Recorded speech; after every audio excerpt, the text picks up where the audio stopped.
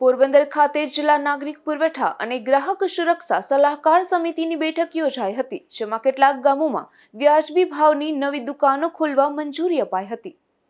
પોરબંદર ખાતે જિલ્લા પંચાયત પ્રમુખ પરબતભાઈ પરમાર, ધારાસભ્ય અર્જુનભાઈ મોઢવાડિયા અને જિલ્લા કલેક્ટર SD ધાનાણીની ઉપસ્થિતિમાં કોન્ફરન્સ હોલ ખાતે જિલ્લા નાગરિક પુરવઠા અને ગ્રાહક સુરક્ષા સલાહકાર સમિતિની બેઠક યોજાઈ હતી। ત્યારે ધારાસભ્ય અર્જુનભાઈ મોઢવાડિયાએ રેશન કાર્ડની કામગીરીની પેન્ડિંગ અરજીઓ નિકાલ, ગ્રાહક સુરક્ષા મંડળની રચના સહિતના મુદ્દે માર્ગદર્શન આપ્યું હતું।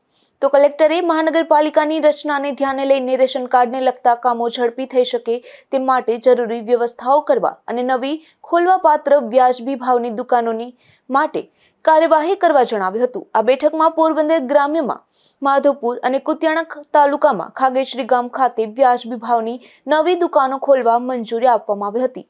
રાણાવાવ ભોદ ગામમાં વ્યાજબી ભાવની દુકાનના સ્થળ ફેરફાર કરવા પણ મંજૂરી આપવામાં આવી હતી। અશોક થાનકી, ગુજરાત ન્યૂઝ, પોરબંદર।